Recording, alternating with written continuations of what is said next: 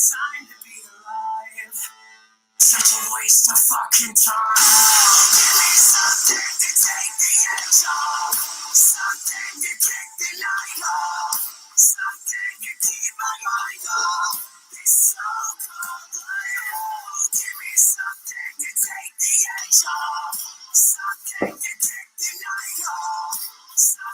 Hey everybody, it is Justice for Comics. It's Tuesday morning. Yeah, I didn't get to this CBSI Hot 10 list. It came out very late on Friday, and this weekend I just was really busy with a lot of other things. So, better late than never. It's not much of a list anyways, so I'm not going to spend a lot of time on it. So I'll kind of go through it fairly quickly, give you my take on things. I'm going to do a show this week where I go through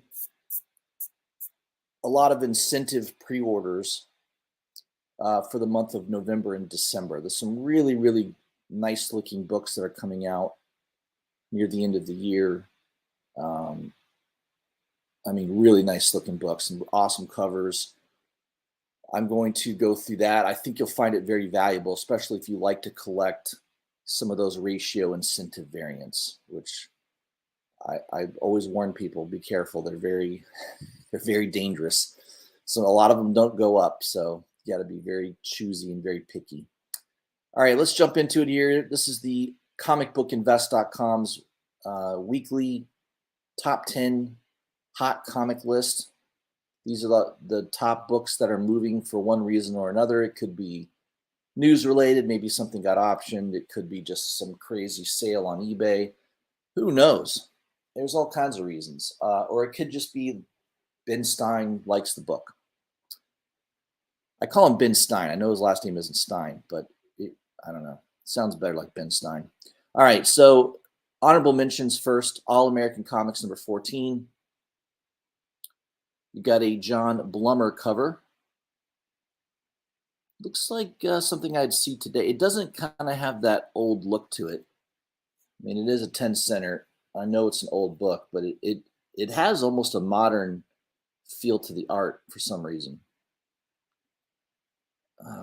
There's an artist that draws like that today. I can't remember who.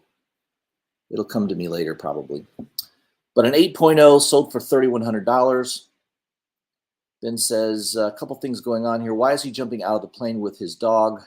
And why is the redhead falling with a mini umbrella? People are weird back. Wait, they are more weird now.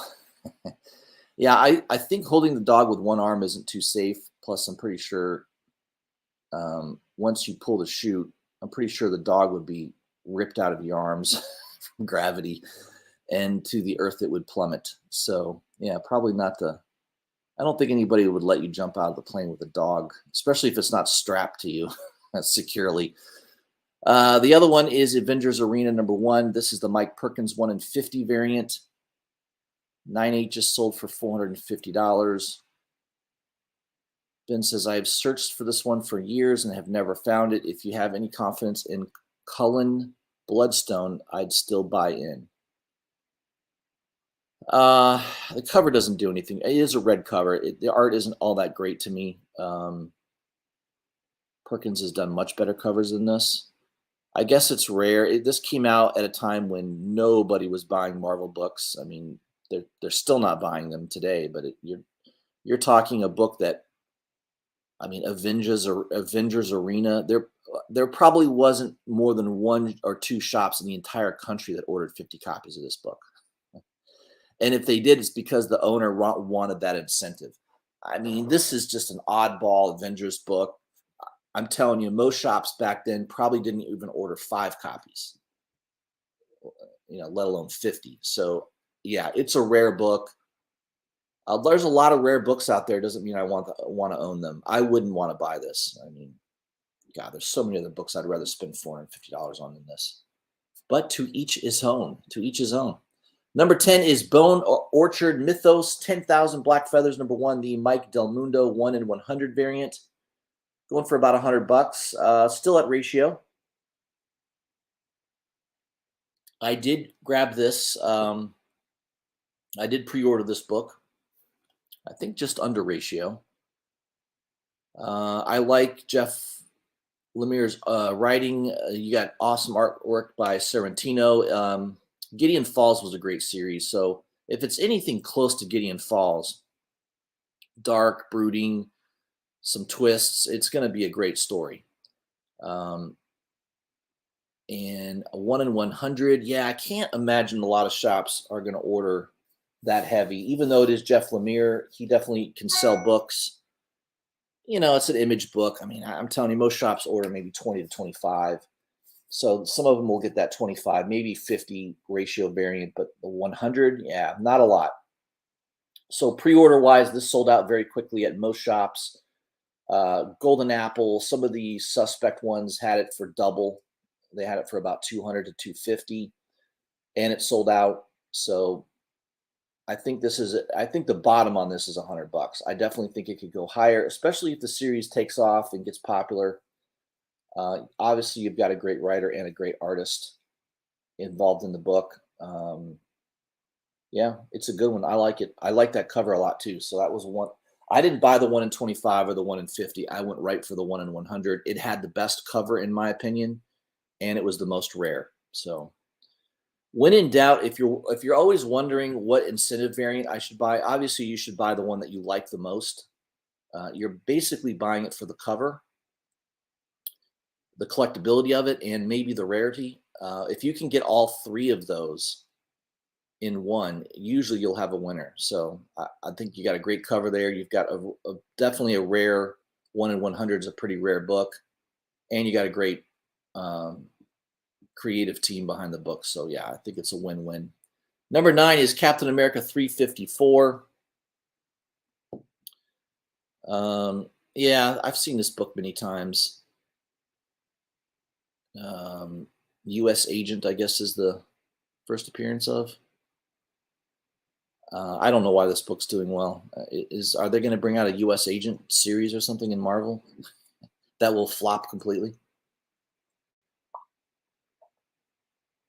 I don't think She-Hulk's doing that well. I don't know. Marvel has really not been doing well lately, if you haven't noticed. So I don't know why. I wouldn't buy that book, but whatever. Number 8, Marvel Presents number 1.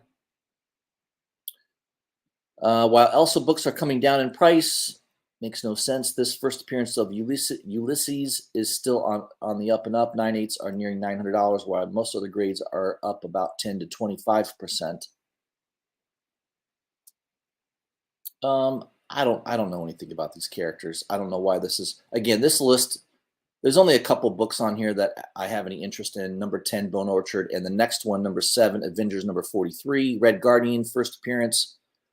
It's a classic book. I mean, a classic Avengers villain.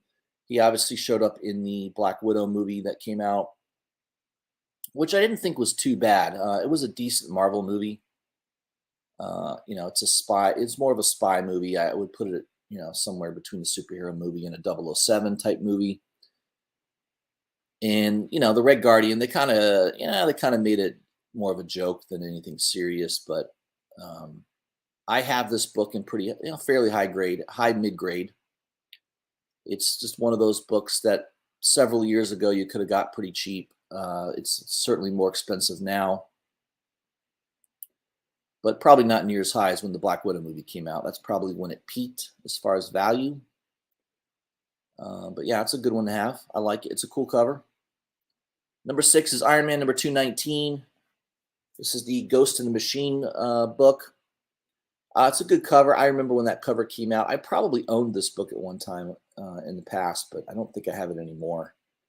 9.8 just sold for 700 and 9.6 for 140.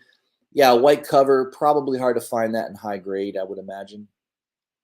That is definitely a late 1980s book. I guess this character is now confirmed in Thunderbolts, and it's back on people's radar.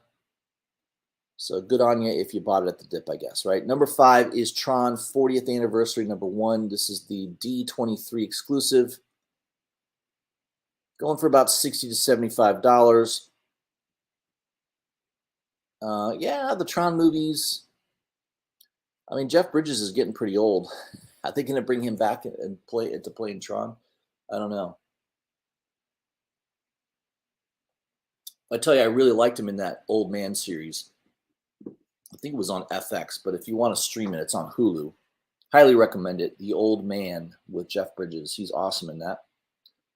But this Tron book, I don't like the cover. There's nothing about it that's appealing to me. Total pass for me. Number 4, Truth, red, white, and black. Number 1. This is the first appearance of Isaiah Bradley. He was a brief Captain America in this storyline. I don't know if it was it an Elseworlds, or was it part of? Well, I mean, they brought him in that TV show Falcon and Winter Soldier. I guess they're bringing the show back. It's possibly he can make another appearance, but yeah, this is not a book I would ever go for unless I found it at a back issue bin for cheap. But I guess it's selling for around $250 now for a 9.8. To each his own. Not anything I would go for. Again, this list is pretty poor. There's not a whole lot on it that I like, but I'm doing my job. I'm reviewing it for you anyways. Number 3 is Incredible Hulk number 256. Ben says, literally no one was buying this book last week, and then Sabra is announced, and dozens of sold copies happened. Raws are about 15, and three times or more now for a 9.8 sale at 900, and multiple 9.6 sales at the 250 range. Ben says, and look, I don't honestly care about your politics. I avoid them on almost every list, and this one is no different, just reporting the book sales. Yeah. I don't even know what this is about. I guess I need to read up. Sabra. I don't even know who Sabra is. I have no. If I saw that in a back issue bin, I probably wouldn't even glance twice at it. Number 2 is Amazing Fantasy, number 1000, the D23 Humberto Ramos Spider-Man variant, $325. Ben says, weird that this sells for slightly less than the Mickey version. In any case, most of these are being sold as a set anyways. And of course, the number 1 book is the D23 Mickey Mouse variant. I don't care about either of these books. I didn't care about the last one. I guess there's so many people that are just Disney fanatics. I am not one of those people. The only Disney type thing I've been buying in comic book world was those Delato covers that Delato did. And I only bought them because they looked awesome and they were classic. But yeah, I'm not a Disney person.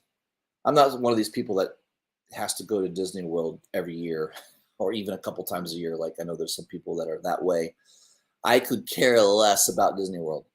I'm more of a Universal fan. I think their parks are a lot more fun, not near as crowded, and I just don't like Disney. So I would avoid Disney World at all costs. I haven't been there in about 11 years, and if I go another 11 years without being there, I'd be okay with that. So that's your list, guys. The Hot 10 list. I mean, there's 2 books on here I like, maybe 3. I like that Iron Man book. That's a cool cover. That's a classic. I like number 7, Avengers 43, and I like number 10, Bone Orchard. That's it. Everything else on here, in my opinion, is garbage. So you want to spend $300 and some on this Amazing Fantasy BS Disney, go ahead. I wouldn't spend $30 on it. So, hey, everyone has values things differently, I guess. But I'm here to give you my opinion. and tell you how I think. And that's why you guys watch my show. If you want to just watch pure content and information, I'm sure there's many other channels that will give you that. I'm going to give you my opinion, and it's usually right. So good on you for continuing to watch my channel. I'm here to give you the real deal, not in any of this BS fluff that everyone else does. All right, guys, thanks for hanging out with me for a few minutes. I know most of you are going to watch this on a replay. I will have a couple streams this week. Definitely, I'll try to do a Thursday show again. I didn't get a chance last week to do it.